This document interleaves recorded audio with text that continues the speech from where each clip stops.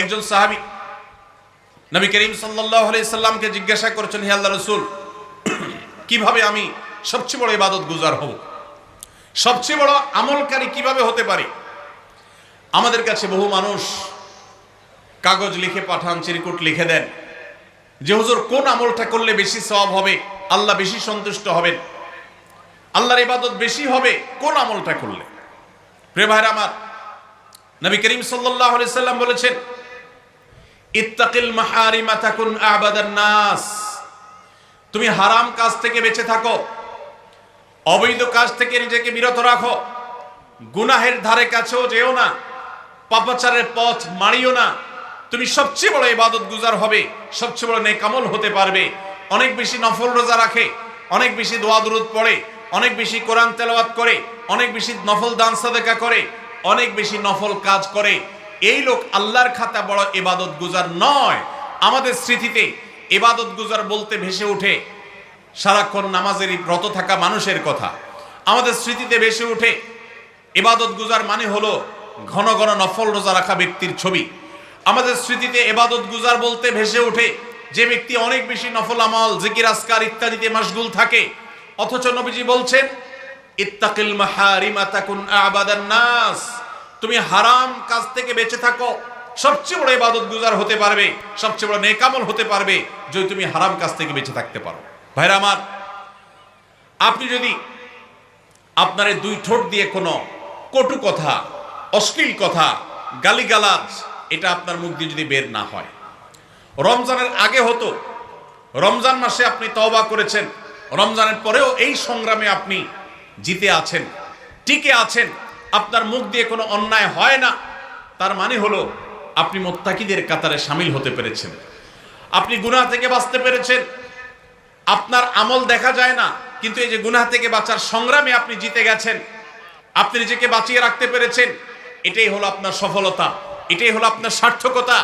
আজকাল নফল রোজা, নফল নামাজ, নফল দোয়া দুরূদ, নফল জিকির আজকার, নফল দান সাদকা করা মুসলমানের সংখ্যা কম নয় সমাজে। যেই মুসলমানের অভাব সেটা হলো গুনাহমুক্ত জীবন গঠন করা মুসলমানের অভাব, মুত্তাকি মানুষের অভাব, গুনাহমুক্ত মানুষের অভাব। গুনাহমুক্ত মানুষ পাওয়া যায় না। ভাইরা আমার, আমাদের চেষ্টা করতে হবে আমার হাত এবং মুখ দ্বারা কারোর অধিকার খর্ব হবে না, কারোর কষ্ট হবে না। মুসলমান তো বটে, অমুসলমানকেও কোনো কষ্ট আমি দেব না, কারোর অধিকার নষ্ট হবে না, সম্পদে কারোর হক আমি নষ্ট করব না।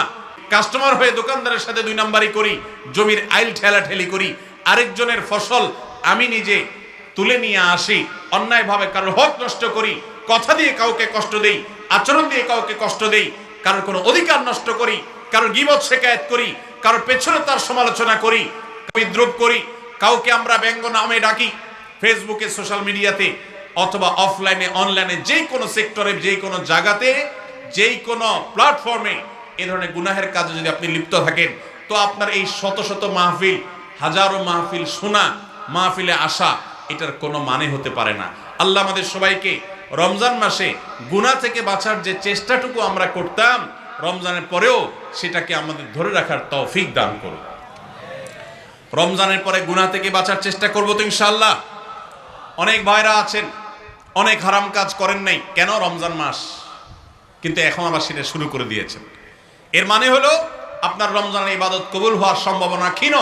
নিশ্চিত তো বলা যাবে না, তবে প্রবল সুধারণা করা যায়, সম্ভাবনা অনেক প্রবল, যদি আপনার সেই রমজানের আমলগুলোকে আপনি এখন ধরে রাখতে পারেন। অন্য সব না পারেন, অন্তত আমি 4টা আমলের কথা বলেছি, 5 ওয়াক্ত নামাজ আর সকল প্রকার গুনাহ এটা থেকে বিরত থাকা, আর 3 নম্বর হলো কোরআনে কারীমের তিলাওয়াত।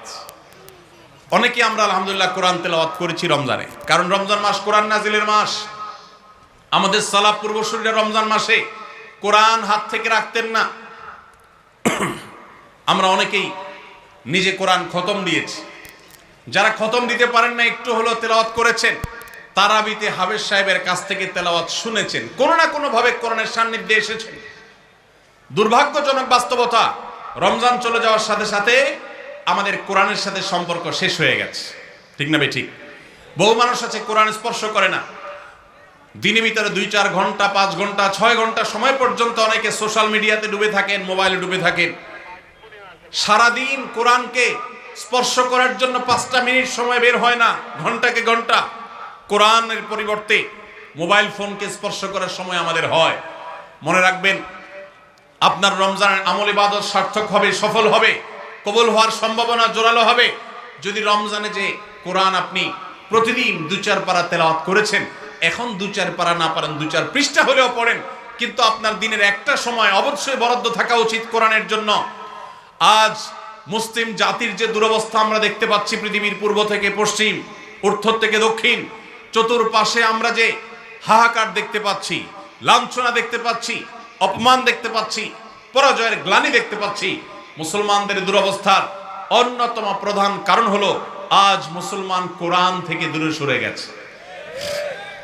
নবী করিম সাল্লাল্লাহু আলাইহি সাল্লাম বলেছেন, ইন্নাল্লাহা ইয়ারফাউ বিহাদাল কিতাবি আকওয়ামা ওয়া ইয়াদাউ বিহি আখারিন। আল্লাহ রাব্বুল আলামিন এই কোরআনের মাধ্যমে বহু জাতির মর্যাদাকে আকাশে তুলবেন। আবার এই কোরআনের প্রতি অবহেলার কারণে, অবজ্ঞার কারণে, কোরআনকে ছেড়ে দেওয়ার কারণে, কোরআন থেকে দূরে থাকার কারণে, কোরআনকে পরিহার করবার কারণে বহু জাতিকে আল্লাহ তাআলা অপমানিত করবেন, অপদস্থ করবেন, তাদেরকে আকাশ থেকে পাতালে নামিয়ে ছাড়বেন। সেই দুর্ভাগ্যজনক বাস্তবতা আজ আমরা প্রত্যক্ষ করছি। মুসলমানের ঘরে কোরআন পড়ার কোনো অভ্যাস নেই, কোরআনের চর্চা নেই, কোরআনের আলোচনা নেই, কোরআনের আলোকে জীবন গড়বার কোনো পরিকল্পনা আমাদের মধ্যে নেই। এজন্য ভাইরা, রমজান মাসে যে কোরআনের সান্নিধ্যে আমরা ছিলাম, রমজানের পরে অল্প অল্প করে হোক প্রতিদিন আপনি কোরআন তেলাওয়ার চেষ্টা করেন। 1 পৃষ্ঠা 2 পৃষ্ঠা হলে তেলাওয়াত করার চেষ্টা করেন, অর্থ সহ বুঝে পড়ার চেষ্টা করেন। এটা যদি করতে পারেন, আপনার রমজান সাধনা সার্থক ইনশাআল্লাহ। চেষ্টা করব তো কোরআন তেলাওয়াত করার। আল্লাহ রাব্বুল আলামিন এই কোরআনকে এমন এক গাইড বুক করেছেন। কোরআনের সবচেয়ে বড় মিরাকল হলো, কোরআনকে যে যত বেশি আঁকড়ে ধরতে পারবে, দুনিয়াতে আল্লাহ তাআলা তাকে তত বেশি সম্মানিত করবেন।